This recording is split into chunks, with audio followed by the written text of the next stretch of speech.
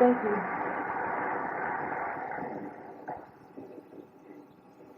In the name of Allah, the Beneficent, the Merciful, I bear witness that there is no God but Allah, and I bear witness that Muhammad is his servant. I greet my beloved brothers and sisters in the words of peace, in the language of our fathers of Assalamu alaikum. How are you feeling this afternoon? All praise is due to Allah, and praise certainly is wholly and completely due to Almighty God Allah, who came to us, the black men and women in America, on July 4th, 1930, in the person of Master Faraj Muhammad. And we must thank him for raising in our midst a Savior. In fact, the long-awaited Christ. I'm speaking of the Honorable Elijah Muhammad. But having been so ruined by the Caucasian people that we were as a nation unable to accept the Honorable Elijah Muhammad, we needed mercy. And God, in his infinite mercy, gave us mercy. And that mercy is manifested now in our midst in the person of the Honorable Louis Farrakhan. So we are thankful today that we can be here. I want to open today's lecture with a reading from the 39th Surah of the Holy Quran. It is entitled El-Zumar, which means in English, the companies. In the name of Allah, the Beneficent, the Merciful, the revelation of the book is from Allah, the Mighty, the Wise. Surely we have revealed to thee the book with truth. So serve Allah, being sincere to him in obedience. Now, surely sincere obedience is due to Allah alone. And those who choose protectors besides him say, we serve them only that they may bring us nearer to Allah. Surely Allah will judge between them in that in which they differ. Surely Allah guides not him who is a liar, ungrateful. If Allah desired to take a son to himself, he could have chosen those he pleased out of those whom he has created. Glory be to him.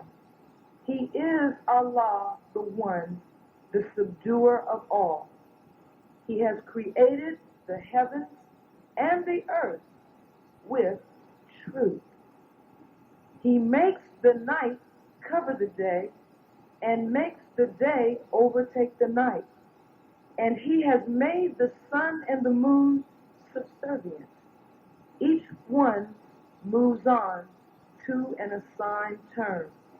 Now surely he is the Mighty, the Forgiver. He created you from a single being, then made its mate of the same kind. And he sent down for you 8 of the cattle in pairs. He creates you in the wombs of your mothers, creation after creation, in triple darkness. That is Allah, your Lord. His is the kingdom. There is no God but he. How then are you turned away? Say, I am commanded to serve Allah, being sincere to him in obedience, and I am commanded to be of the first of those who submit. Those who keep their duty to their Lord, for them are high places. Above them, higher places built for them wherein rivers flow. It is the promise of Allah. Allah fails not in his promise. Seest thou not that Allah sends down water from the clouds, then makes it go down into the earth in springs, then brings forth therewith herbage of various hues. Then it withers, so that you see it turn yellow. Then he makes it chaff. Surely there is a reminder in this for men of understanding. Brothers and sisters, my purpose today as a student of the Honorable Elijah Muhammad, a student of the Honorable Louis Farrakhan, and I want to say that Minister Farrakhan is not just my teacher, but he also is my tutor. He has taken a great deal of time with me over the years, and therefore it is incumbent now on me to share with you some of that which he has shared with me to the degree that I am able. I believe that the worst offense one can commit is to be saved by Allah, God, and then refuse to use the life and the life that saved you to help others who may be in the same condition. And that is why I stand here today, because I'm obligated to do so. I once said to my husband, he was watching me run around furiously trying to do a million things. And he said, why are you doing all these things? I said, I'm trying to pay God back. He said, I hate to disappoint you, but you can't pay God. You can't live long enough to pay God. Why don't you slow down and be rational? And what he said I find to be true in the Holy Quran. It said, reasonable obedience is desired. The reason I read to you from these verses about high places for us and how God sends things from above down is that the title of my lecture, Between Reason and Passion, is lifted from Minister Farrakhan's Study Guide 18. Minister Farrakhan is taking us to places where we have never been. And through Study Guide 18, which for those of you who are not familiar with it, is part of our Friday evening course, Self-Improvement, Study Guide 18 stands now as the key to the doorway between the lower level that we reside on and the upper level from which God blesses us, that we may actually become one with Him. In preparation of Study Guide 18, Minister Farrakhan was giving me some notes one day, and the notes prompted a question from me. I want to read to you from the study guide the statement that he made to me that prompted the question. Then I'll share with you the question. Then I will read to you the information he gave me in response to my question. And it ended up for me, page 8 of the study guide. What I'm about to read to you are Minister Farrakhan's exact words.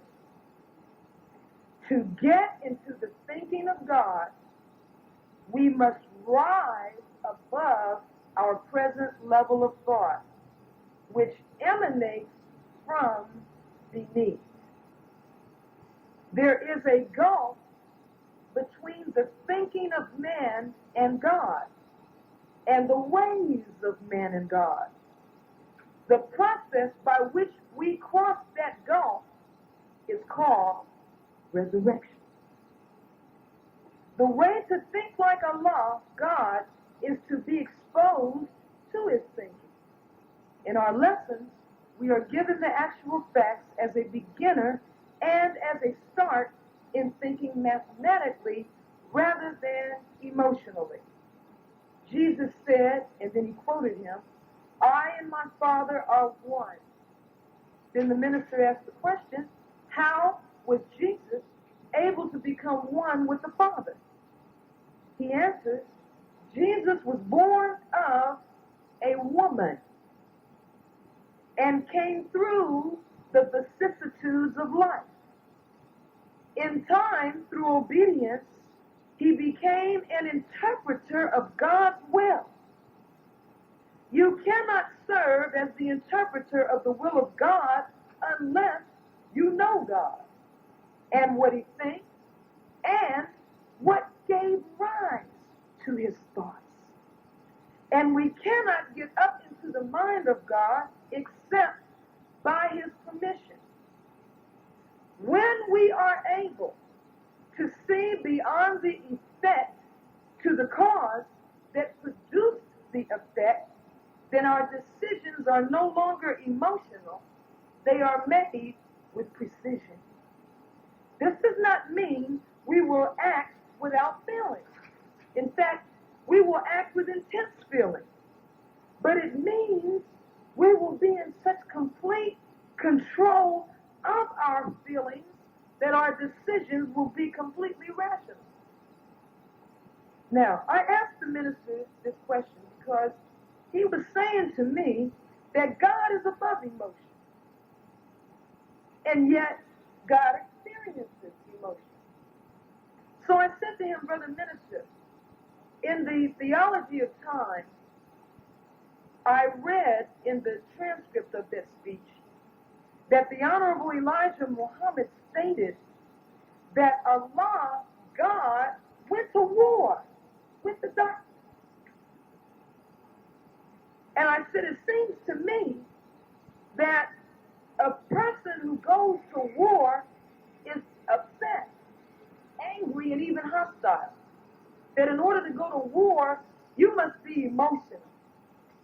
This is what I said to him. And I said, so wasn't God emotional at the beginning? Going to war, rumbling with the darkness?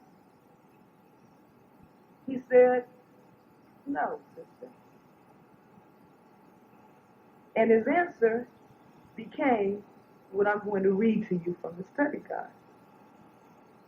In the theology of time, the Honorable Elijah Muhammad stated that Allah, God, went to war with darkness, using sunlight to manifest all that the darkness was hiding.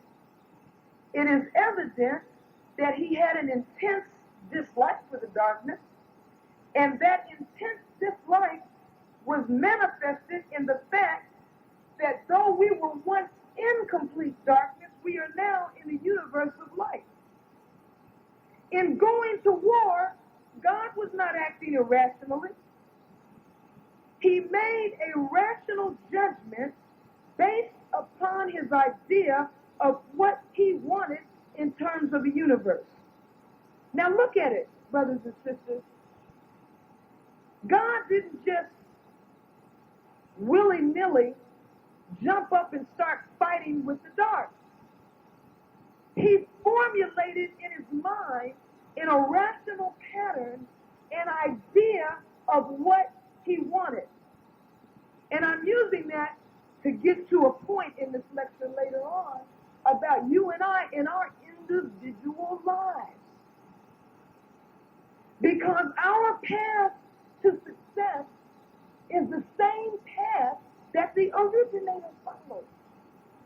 We think so little of ourselves that in searching for some means to find happiness and success, we look to Oprah Winfrey and Geraldo Rivera and back to Eden and Scheherazade Ali and all kinds of distorted minds seeking answers to our problems when the solution is with the Creator. Now, how do we get to where he is? By going the way he went. Now look at how the minister walked me through this.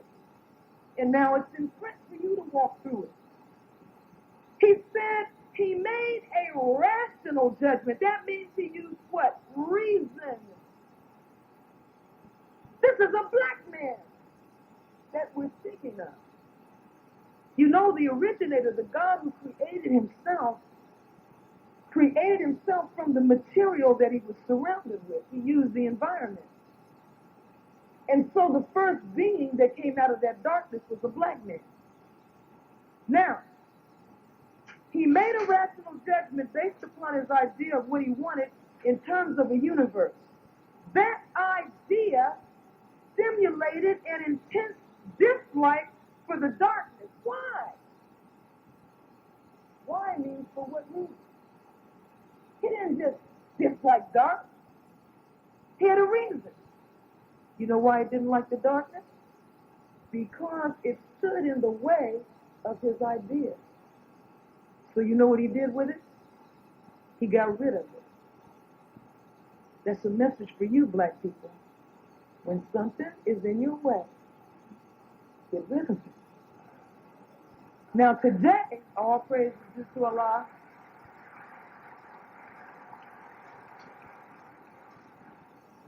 Let me read further from page 9 of the study guide. Today, Allah God is bringing about the destruction of the present world order. His intense dislike for this contrary world and the one who made it is the result of a mathematical understanding of what he, God, desires for his creation. His precise understanding of what he wills and what stands in the way of his will summons an intense dislike for the impediment. When he says away with you, this is not an emotional reaction. There is intense feeling in it, but it is the result of reasoning. So when Minister Farrakhan stands up and says to the Caucasian, look, leave us alone. Get off of our neck. And if you don't get off of our neck, we're going to get you off of our neck. That's not emotion. That is a man whose will is in harmony with the will of a God who is doing away with the present world order. Minister Farrakhan sees the United States government through the eyes of God. So when he says these leaders have to be set down, he is expressing to you the will of God, brothers and sisters, not a racist ideology, not hatred, but a rational decision, not prejudicial, which means to prejudge, but a decision made on the heinous record of white people and arriving at a rational conclusion that these people are totally disagreeable to live with, that they are hateful of us, that they are murderers of our babies, and that the answer, the best and only solution for us is to separate ourselves from them. That is a rational decision. That is reason. That is reason.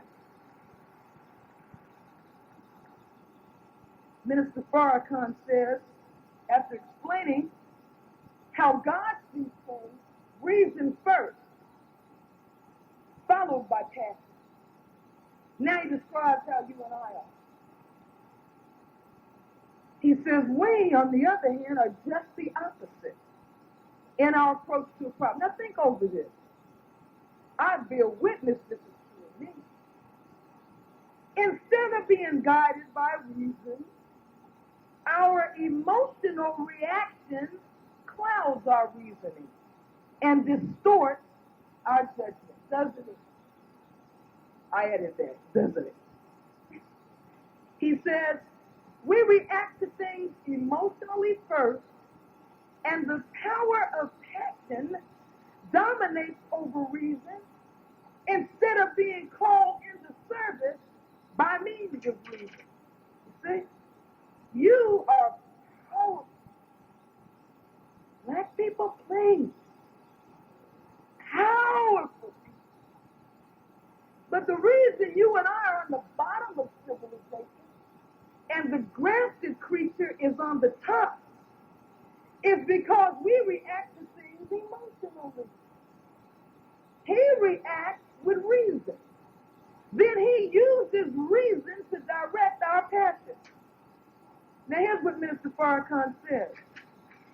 The propagandist, that's a person that's masterful at propaganda. The propagandist summons the passion of the people by giving them a reason to dislike a person, a thing, or a nation. The elite or those in authority supply the people with the reason that summons the passion against the object of the authority's disapproval. He says there must always be a reason to like and a reason to dislike. Now check this out. And don't forget it. He who supplies the reason directs the passion. I'm upset. Why? Because of such and so. I hate that so-and-so. Why? Meaning for what reason? Then the person tells you why. I love him. Why? This and that and the other reason. I love her. Why? Here's a list of reasons. There is no such thing as passion, as wild as passion may seem, as heated as it is, it's preceded by a reason. When we see the manifestation of passion, it looks as though it had nothing behind it but its own savagery. But in fact, the brain has supplied the emotions with some type of reason. But what you see is madness. But believe me, behind all the so-called madness is a director. And right now, our problem is our passion is directed by Caucasian people. This is how they can rule our meetings and not even be in the room. Now listen what he says. This is the minister speaking. If I were to speak against many in the manner they have spoken against me, I could summon the passion of this community against the object of my disapproval. Now you'd be amazed at the number of people in this country who would rise up at a nod by the minister. You'd be amazed. You would be amazed. And you will be amazed. You're not looking at weakness when you don't see movement. You're looking at restraint when you don't see movement. And the very people calling for this man's death are the very people whose presence he's keeping alive by being present. Now, it's true. If black people went crazy and just moved out on Caucasian people and Negro imps without direction, many of us would be killed in the process. But we would take many with us. That's the point. The point is, this is a man with the power to summon up passion. But he has never chosen to do that. He has directed the passion of the people toward God, towards Allah. He has given us a reason to love Master Faraj Muhammad, to love the Honorable Elijah Muhammad, even to love one another, while the Caucasian has worked tirelessly in supplying reasons to hate our God, to hate each other. Thus, the reason the devil, and when I say devil, in this context, I mean the flesh devil, the Caucasian. Because I don't want any doubt about who I'm talking about. And like my grandfather, the Honorable Elijah Muhammad, said, if you have another devil other than the white man, bring him forth. And we will put this white man up against him. Our devil, eat your devil alive. Hey, there's nobody badder than the white man. Please. You know, just as a footnote, in case you get offended, have an emotional reaction.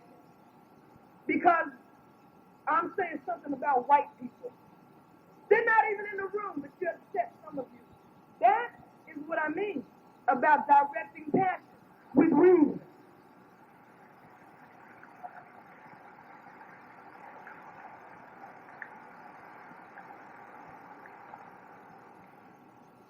Give you an example of the devil.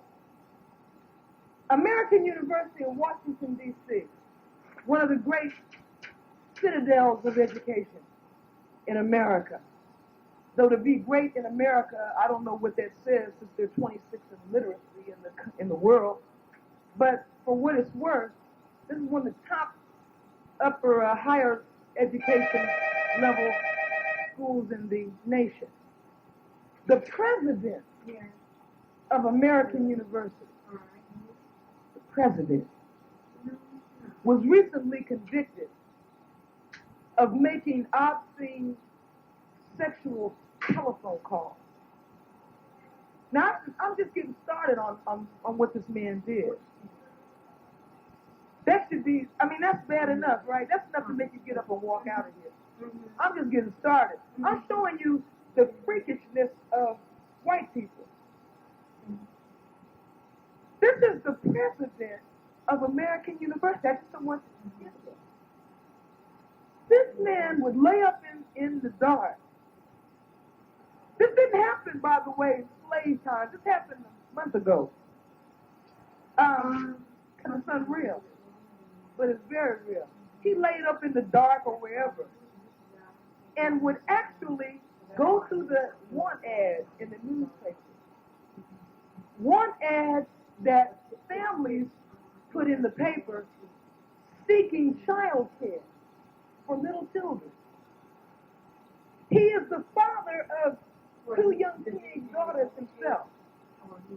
He would answer these ads and offer an exchange of children for sex. He would speak into people's answering machines. That's how he got caught. This one white couple tracked him down. But he left a message on their answering service. Not one, but many. Describing, are you ready for this? Describing the physical attributes of his own 13-year-old daughter. And offering to have an exchange with the family that needed a babysitter with a whole mixture of them and their children and him and his wife and his children. That was his daily practice. But this is one of the leading educators of the government that you love so much. And when I say you, I don't mean you individually, but I do feel present. And I'm just addressing, it may just be 1 or 2 people, but it's here. And I just wanted to quell it.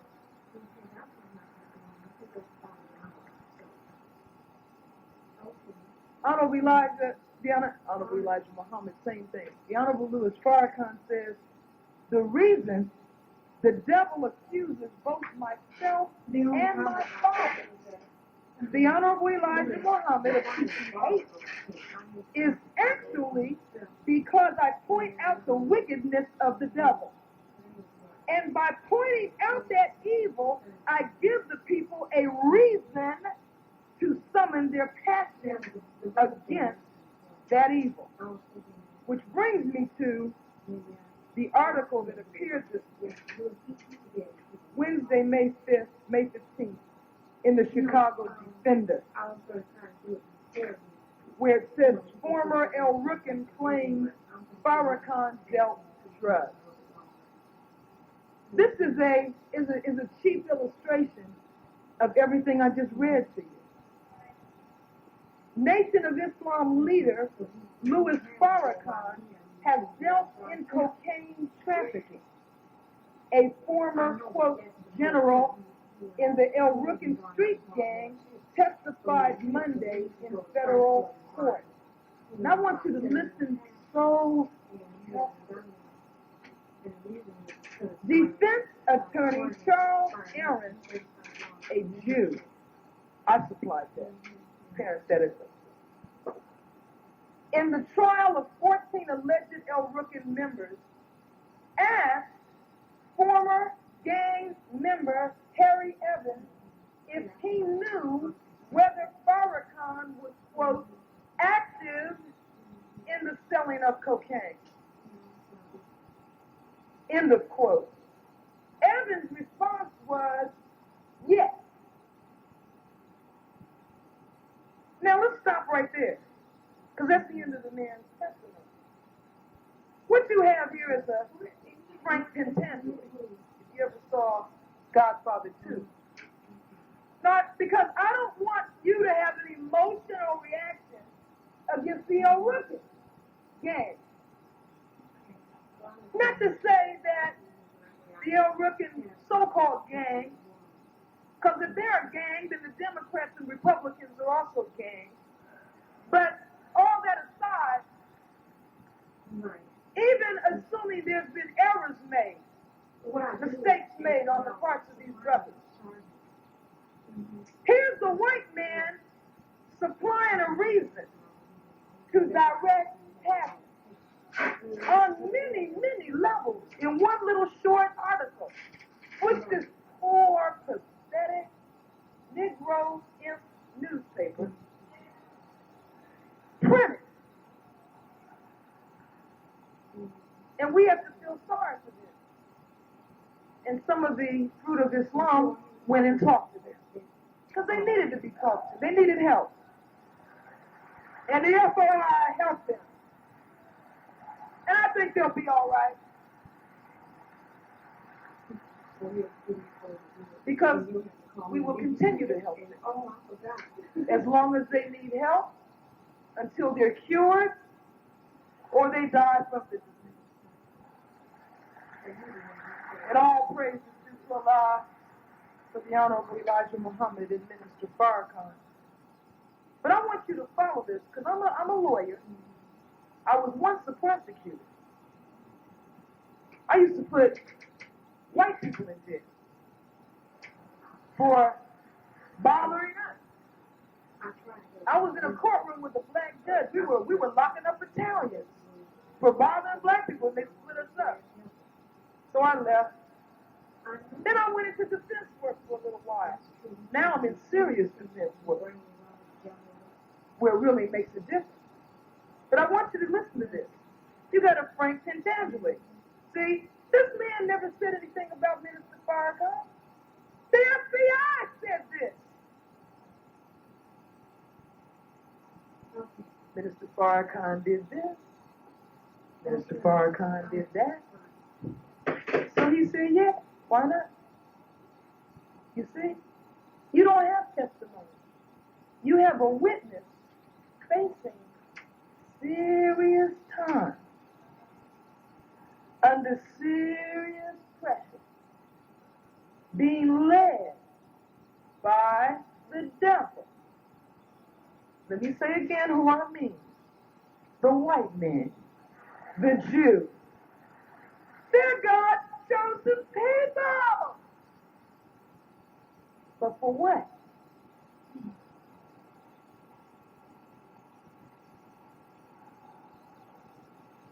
When you are approached, someone asked me earlier in the week, how do I defend Minister Farrakhan? People are coming up to me saying they heard he was a drug trafficker. Now, number one, the charge is so outrageous that it can, on the surface, be difficult to defend. And understand, the white man calculated that. He raised a charge that is so outlandish that you who say you're with him may be bewildered by it and almost left speechless. But I say to the speechless, if you are truly walking with Minister Farrakhan or have been, there's been a change in your life, hasn't it? And if there's really been a change in your life, there's been a change in your appearance. You know, somebody walks up to you, you're a Muslim woman. If you're a woman with Minister Farrakhan, you are stronger than most men. Because most men won't even come in here. It takes a certain kind of man to walk with Minister Farrakhan. Most of these so-called militant people are scared to death to come in here unless they have a reason that they can give white people as to why they were here. But if you are a woman draped in the garb of God, when somebody asks you, does he sell drugs? Say, wait a minute. Let's have a reality check. Look at me. Do I look like I follow a drug dealer? Would a drug dealer produce this?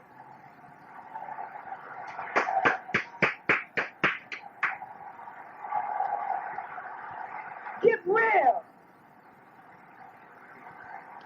Please.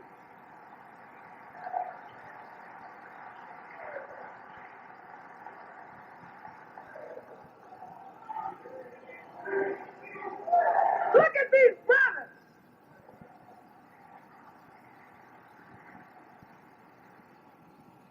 Please. Why would a man who is exhorting you to life try to sell you death? You know, sometimes we're just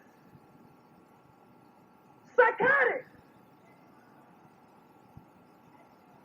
We think we're so ready. And the cheapest little trick the devil comes with, we fall already. This is nothing to defend against. Your presence is a defense against this. Let me tell you something.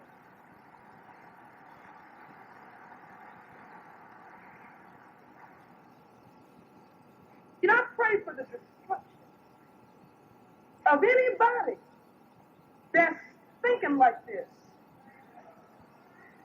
I really do. When I met Minister Farrakhan, and I didn't meet him physically for 2 years, until after I've been in the Nation of Islam for 2 years, before I actually met him to shake his hand. To show you this is not a physical thing. This is a spiritual phenomenon, the curing process.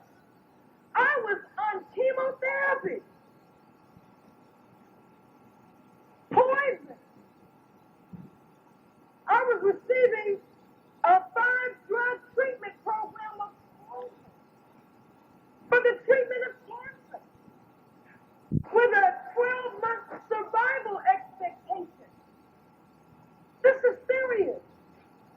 When I heard this man's call, that was 11 years ago that they had given me a year. Now, what was it? Was it the chemotherapy? It was most certainly not. I went to hear this man on a Friday night, and on Monday I went to my oncologist, and I said I found somebody else. And all praise is due to Allah.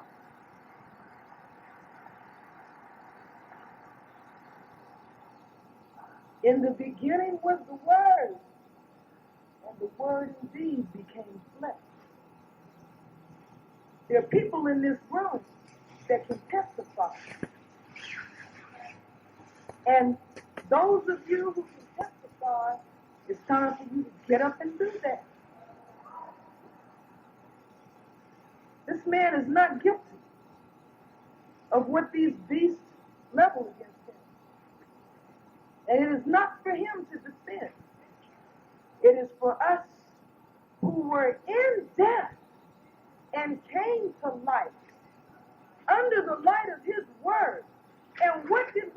him in exchange for that?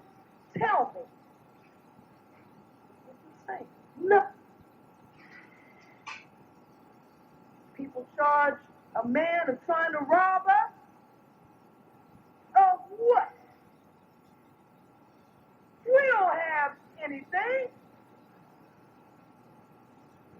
If the minister wanted money, he had already been tapped by the Hollywood industry, I want you to know, and would have been a multimillionaire to this day.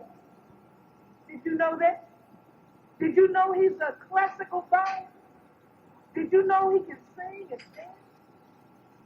You know he's got the looks to get him across. He doesn't need this. But we need it, don't we?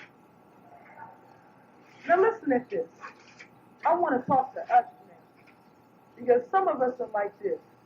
I want you to help me address myself to the fact that I owe MasterCard $1,000. That's my concern. And truly, some of us are not helping because that thought is overriding everything else. Where there is no vision, the people perish. But he that keepeth the law, happy is he. Beloved, when we don't set goals in our lives, when we don't have a vision in front of us, we die. It is time to make a decision of what you are going to be involved with, where you belong, who you are going to be with, and then make that connection. Only then are you going to have success in your life. As James says in 1:5-8, if any of you lack wisdom, let him ask of God. Many of us have asked God to speak to us, and if you did sincerely ask him, he answered you. But we don't do what he tells us. We are searching everywhere but him, and the answer is in following his instructions. You have to have a goal in life, beloved. If you're disappointed, depressed, upset with your general situation, it is because you have failed to discern your destiny. And you are not setting goals in harmony with your destiny if you don't know what your destiny is. Right. Now listen, the Bible says in Romans 4, God calls those things which are not as though they are. In 1985, Minister Farrakhan shared a vision with the world. But the world, for the most part, did not catch the vision.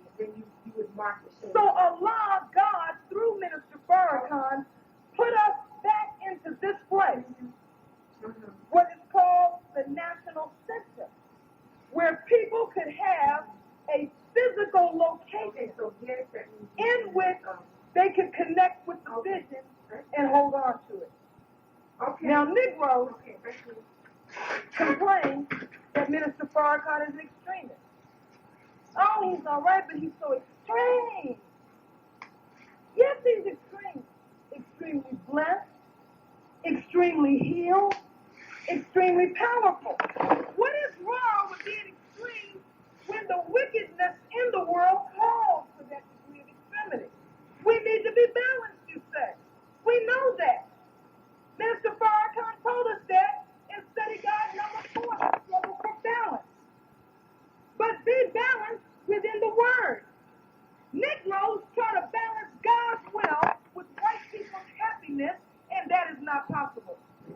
One of the most effective acts of violence that the Caucasian committed against the black man was to strip him of an agenda. You know, brothers, that's the difference between you and most white men. Most white men and most black men, that's the difference. Is when the white man wakes up in the morning, he has an agenda that he formulated to execute on his desire, which is the maintenance of control.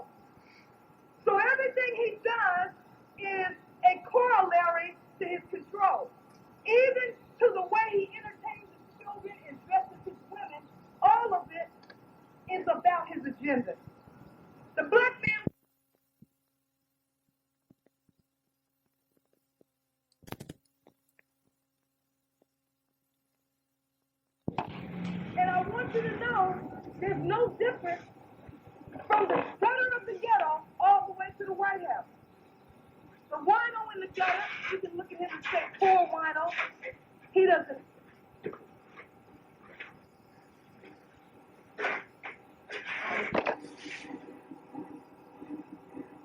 But you can go right up in the White House and say, poor Coleman Powell. He doesn't have an agenda. He's executing on Bush's agenda. Without a goal in life, we're dead.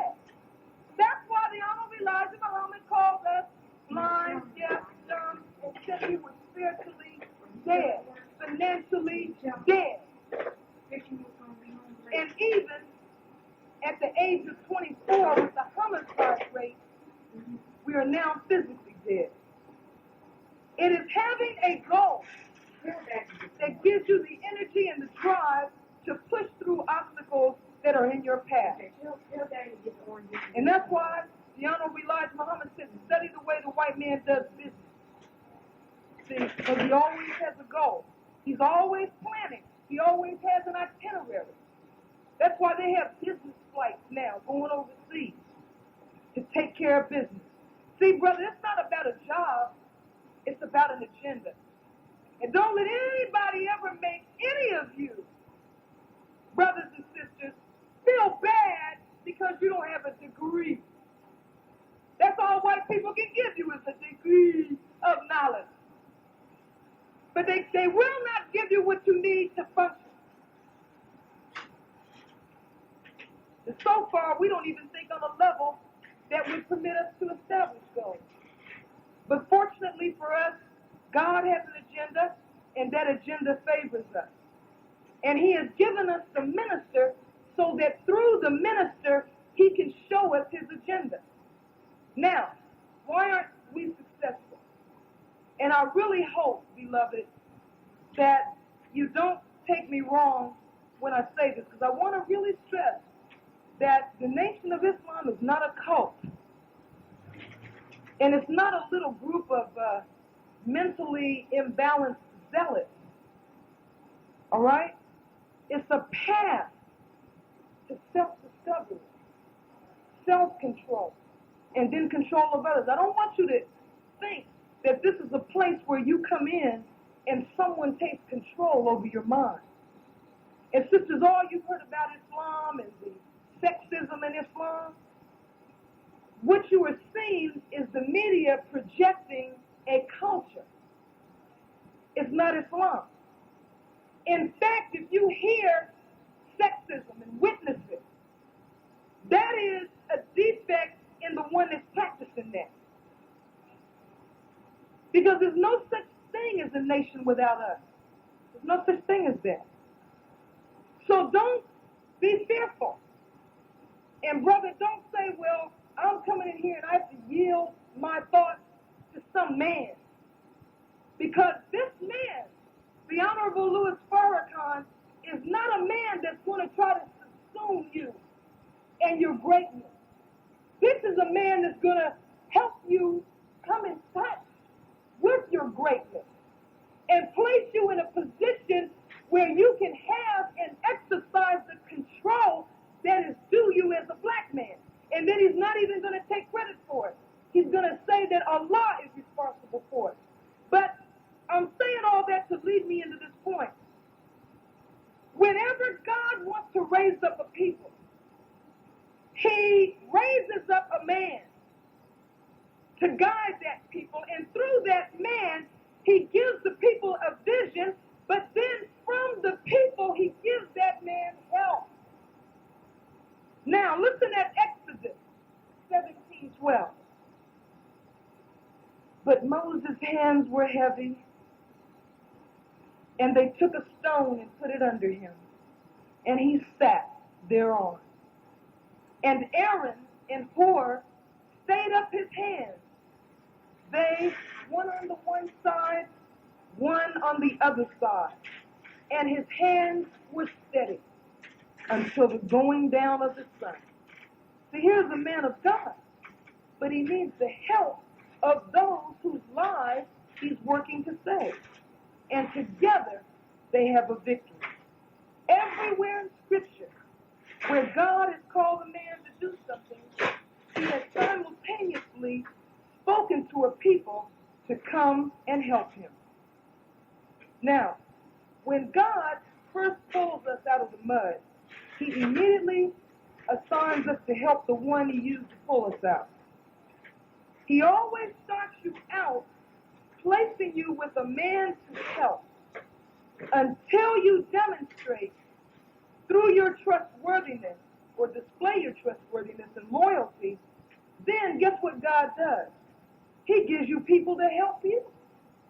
Help the person. You see? So coming into the fold of Islam is not a yielding of power. It's actually gaining power, if you can only understand. And so Judges 20:11 says, all the men of Israel were gathered against the city, knit together as one man. And when you get a body of people knitted together, sharing the same vision, that's how you get a job done.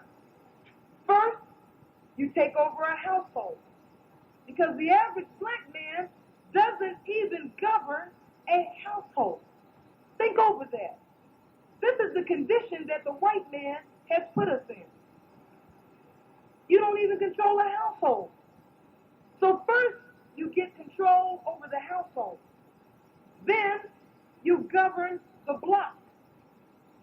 Then, you govern the neighborhood. Then, you govern the city.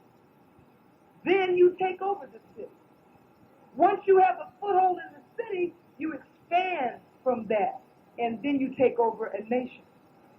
You must make up your mind that nobody is going to run you off your post, which is to do God's will.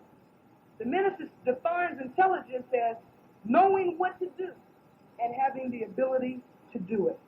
And if we're intelligent, we know it is time to connect with the Honorable Louis Farrakhan. Now, one thing we must do as a people is we must learn to finish things.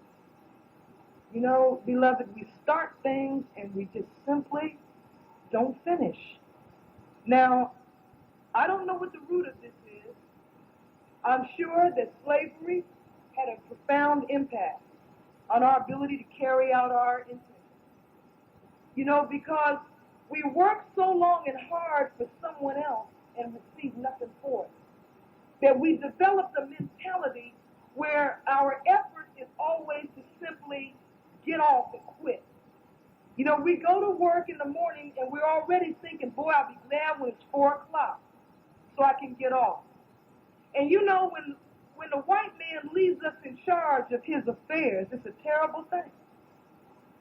And you know this from when you've tried to talk to the phone company or Commonwealth Edison or go in a store or try to make a doctor's appointment. I'd like to speak with Dr. So-and-so. Yeah. Well, when will he be in? I don't know. Well, do you have any idea? No. Oh, Baba. He busy. Excuse me, I got another call. Hold on. Girl, did you see all my children? I missed it because I had to go to this job. You know, we report to work, brother, we disappear. You know, you go, you clock in the time, and the white man didn't see you again till 3:30. See? But that's a slave mentality. I don't blame us for being like that. I know how we got like that. It's for working for nothing. But we're being called now to work for ourselves. And now we must redevelop the lost art and science of finishing what we start out. And if you don't believe me that that's true, if you want to please God, finish what you start. If you don't believe that, check out the Bible. Jesus says to them, my meat is to do the will of him that sent me and to finish his work. He also says to God, he's talking to God now, I have glorified thee on the earth. I have finished the work which you gave me to do. See, don't come in here and sit here for 6 weeks and walk away in disgust. Don't work out plans with people and then go in another direction and leave people hanging. You know, we have a terrible habit of telling people we will be someplace. Then we don't even call and say when that's coming. Is that correct? I know it. And you know what we do? The person will see us 5, 6 days later. What happened to you, Mary? Oh, man. I got hung up. I figured you knew something happened. Yeah, obviously when the thing was over and you never came, I knew you weren't coming. But we have to learn to complete things, because in doing that, we will rebuild the trust that we have lost in one another. We start school and we drop out. We start a relationship and we drop out. Some of us, we can't even stay married. Marry this one, then we marry that one, then we drop out. We make a baby. We don't even stay around to raise the baby. You see, we must learn to complete things. We're in the middle of a spiritual war. That's what I'm getting to. I'm trying to tap the brain to alert you to certain pitfalls that will turn you away from battle in the heat of passion. All right? So you can't give up in the middle of a spiritual war. You have to hold fast. Now, I want to get down to the last and final segment of this talk and leave the physical and go back to the spiritual and spend a moment, hopefully, residing in the mental and spiritual realm where Minister Farrakhan resides all the time. And this is why we've become so troublesome for him. Because when he communicates with us, he has to leave a higher level of thought to deal with what is more of a carnal level in order to function with us. Now, I want to talk about unity of all of us. Reason and passion. The heat of the emotions coming into harmony with the cold logic of reason, and then the balance that the two produce. When we say unite, in the sense that physicists use that word, unity in physics means you prove that two things that appear totally different on the surface actually transform into each other and become one on a deeper level of nature. So when you come into Islam, you may meet people that on the surface you have no relevance to those people. And in fact, Islam crosses barriers of age, sex, class, education, economics. And it's hard to accept it on the surface, because on the surface we are all defined by what we are in the devil's system, you see? So we tend to dismiss each other as being, I can't deal with her, or I can't deal with him, I can't relate. But we can relate on a much, much deeper level, and it is that deepest level that Minister Farrakhan is appealing to. And it's that level that white people don't want us to find. Because once we find that level and bond on it, we'll be free. Now, I'll give you some physical, from the physics, field of physics. I'll give you an example. You can look at a photon, and you can look at a light wave, and they appear to be entirely different. But if you drop down to the most infinitesimal level of nature, which is more than 1 billion times smaller than the smallest atom, then the photon and the light wave can be united. Now, the Caucasian scientists say no one has yet solved the mathematics for a unified field. That's what white people say, which is so ignorant, because the Honorable Elijah Muhammad already revealed that. And Minister Farrakhan is now unraveling the why behind the what. Now, let's look at this thing for a second. Let me use the example of how the mathematical basis for unity has already been solved. This is from the sayings of the Honorable Elijah Muhammad. God, the unit one, because that's God's name. That's his mathematical name. You know that? His name is one. He's number one. He's absolute. He's first, last, and always. There's no number that doesn't have one in it. So God is the unit one. That's what the Honorable Elijah Muhammad refers to him as. Now, he had a problem. One had a problem. He was searching for something.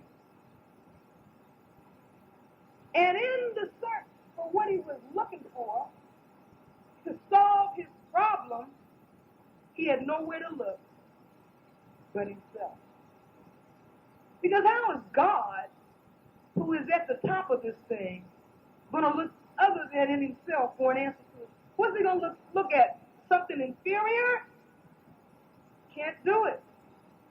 He had to search himself. He studied himself. And you know, our view of study is, I read the paragraph the teacher said read, it gave me a headache. No, let white people teach you what study is. Study is when you go 20,000 leagues under the sea with a camera and risk your life to film a squid mating with somebody, another squid. That's study. Now, he studied himself. And from himself, he produced woman.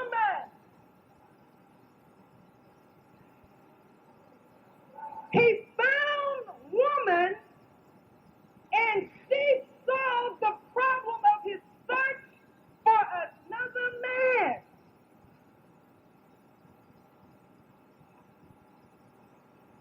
And there is the unity. There's no need of disputes between male and female,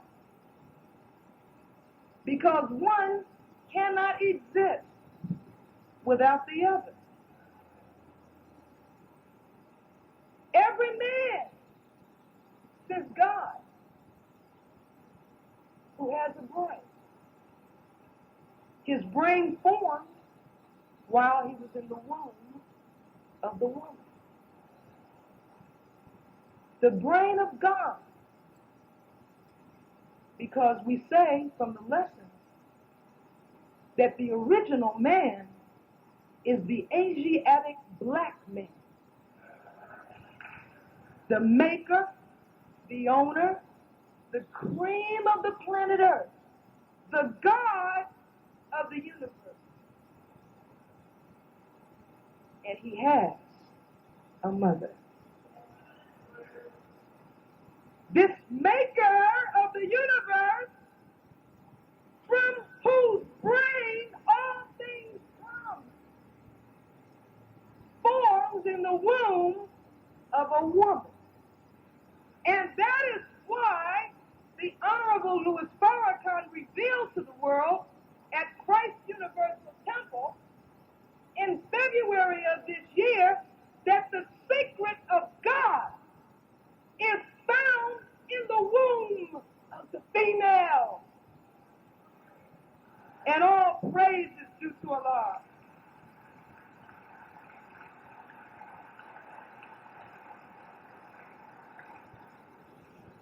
The white man, even in his ignorance, even knew enough to go after her. Because he knew that through her, he could lengthen his time. And that is what he has done. He is trying to color himself with a facade to give the appearance that he's a black man. because he knows, without knowing why, he knows that she's the key to his immortality. I want to read to you, and then I'm going to go back to this metaphysical exercise. I want to go back to the minister's book and read this. The Honorable Elijah Muhammad threatened me. This is Minister Farrakhan talking.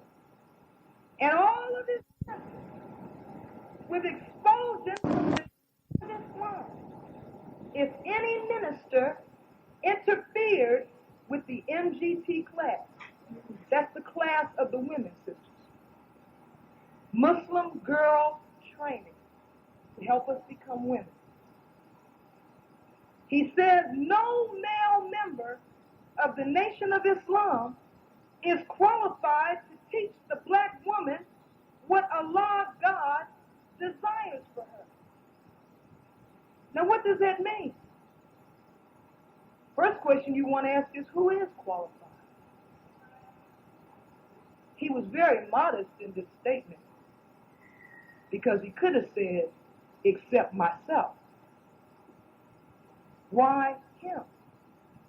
If you go back and study Minister Farrakhan's recent lectures, in the past, I would say 4 years, you will walk with him through an experience that he had, where he, out of a desire to know the circumstances of his own birth, what his mother experienced carrying him, he sought, and Allah blessed him and answered him and let him find the answer by projecting him backward in time into the womb of his mother.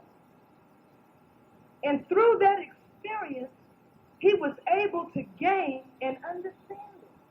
You see? In order to understand a situation, one has to experience it in one of two ways. Either you have to physically undergo it, or you have to be so spiritually sensitive that it is as though you did physically experience it.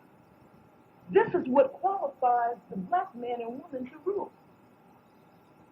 We don't want to rule over white people because we're dark and beautiful and they're not. We're going to rule over them because service has qualified us to do. That's why the sun rules over the planet. And they obey it without question because it serves. Now, let me get back to this point. In the face of a problem that rational thought cannot solve, science stops and God takes over. That's my point. Where white people said the unified field cannot be found. It can be found, it has been found, and it has been revealed. And these, sisters and brothers, are the real reasons why the government is seeking to destroy Minister Farrakhan. It's not for all those superficial reasons that they give. It's not that at all. It's for what I'm speaking of right now. It is because he's in the process of binding us on a level that they can't get to. Now, he is showing us in this study that rather than looking at time, space, matter, and energy as being out, we should look at it as being within. The Caucasians have always believed that at any given time, a person must be in one of three states of subjective awareness. You're either awake, you're asleep, or you're dreaming. But on closer inspection, or what the minister calls self-examination, you can detect something else between each of those states, a gap that acts like a pivot as one reality turns into another. As an example, just before you're falling asleep, your mind gradually begins to leave the waking state, and your senses are withdrawn, and you start shutting out the waking world. But at that junction, at that point, just before the mind actually goes to sleep, there's a brief gap open, and it is identical to the one that flashes between every thought we have. A little gap that is a window to a space that is beyond wake and sleep. And by diving through that gap, beloved, you can leave the boundaries of the five senses and know one another on the level of God. The unified field that white people can't find is the field that Minister Farrakhan is working out in. Master Ava Muhammad said to us in the lessons, big field awake, wide awake man. That's what he's talking about. There's a place, black man, you can go. You don't need to go down and seek a job from this cracker. There's a place you can go where you can transcend him and come back and govern him. And if he won't submit, get rid of him. And all praise is due to Allah.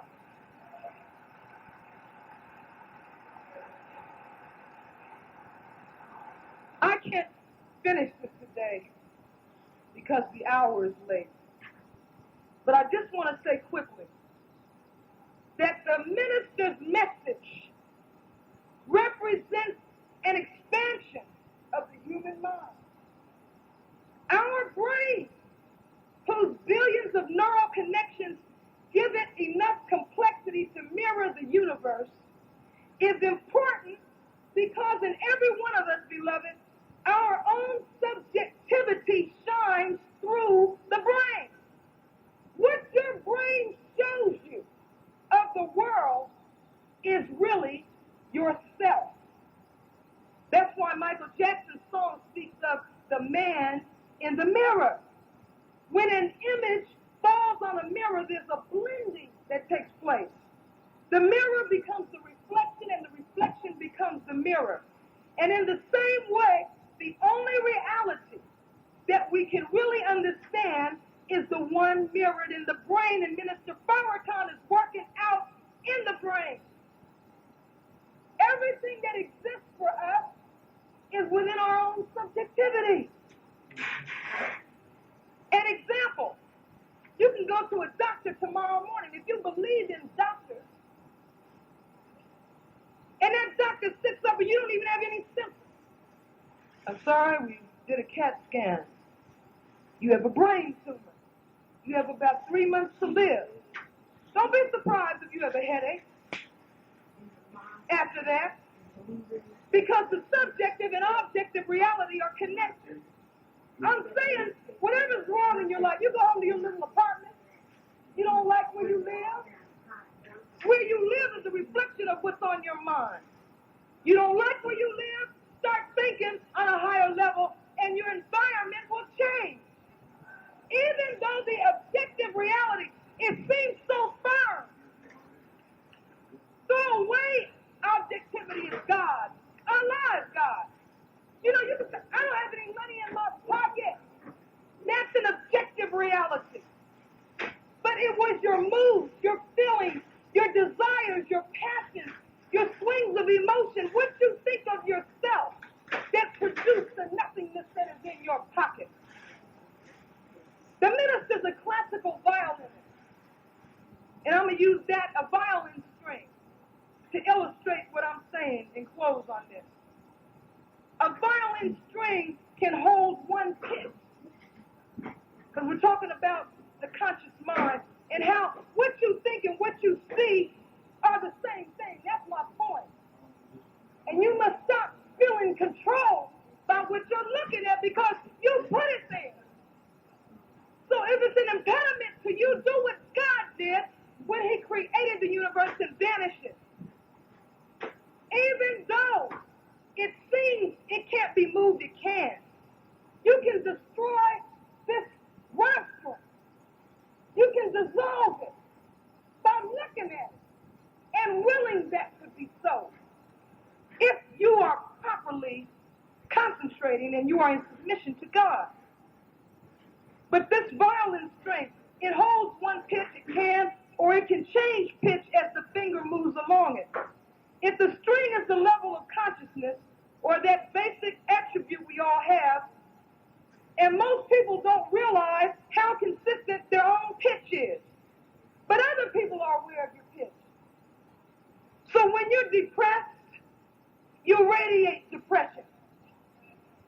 Even if you have a forced smile. See, all remember through slavery we had to butt dance and grin? Even though inside we were sick, the white man made us like that. See, he keeps us all depressed. We're all down most of the time. So that depression radiates throughout the ghetto, the black community. And that's why it looks like it does. What is the difference between Evanston and 63rd Street? A mindset. White people think they're great. They think they're God. So they produce an environment that is in harmony with God in their mind. If you're hostile, you can walk in a room and set a whole room on edge. You think people will gather, oh, shoot, here comes this nigga. Oh, then the whole place picks up the tension. So the level that we're on, like a violin string, can produce many manifestations. Nobody is happy all the time or mad all the time. Nobody is intelligent in all things they do or stupid in everything they do. But there are dozens of subtle gradations that exist in each of us. And what Minister Farrakhan is bringing to us is a way to climb to a new pitch. Follow him, and you will be free from a fixed level, and your mind can exist without barriers. Remember this, the five senses are nothing but tools. You say, the floor is hard. That's a hard floor. No, you shouldn't say it like that. You should say, the floor is hard because my brain has registered it as such, and I can't get through it. A cosmic ray does not find that floor hard. A cosmic ray will zoom through that floor like it's air. So why can't you do the same thing? You don't have to touch an object to know how it feels. If I say, what's harder, a diamond or a rose? You can think it up in your mind and compare it. You don't have to physically touch it to know how it feels. That means it's a subtler level of the mind, but you know it, you go even deeper than that. You can go so deep in your visual image, let's say of a rose. You can go so deep with this rose that the rose actually begins to fade from view. And there's nothing left but the thought of it. That's how God created the universe. It was nothing but him. He even had to produce his brain to think with. So subjectively, the visual image of this rose can grow fainter and fainter on the screen of the mind until there's nothing left but the screen itself, but the rose is still there. And when you reach that point, you are at the origin of senses, intelligence itself. And that is why when Minister Farrakhan prays, he tells us, people say, well, what do you see when you pray? Nothing. Darkness. But I thought you said God is a man. He is. But when I go all the way back to the root of his power, to the source, I don't see anything because to see images puts a limitation on what God can produce. And so you and I are people who redeem nothing. God is going to take us and bring in a new world order. So let us stand up and join with the minister so that passion, which we have, can be combined with reason, that we may be properly directed. May Allah bless all of us with the light of understanding as I leave you in peace. Assalamu alaikum. Thank you.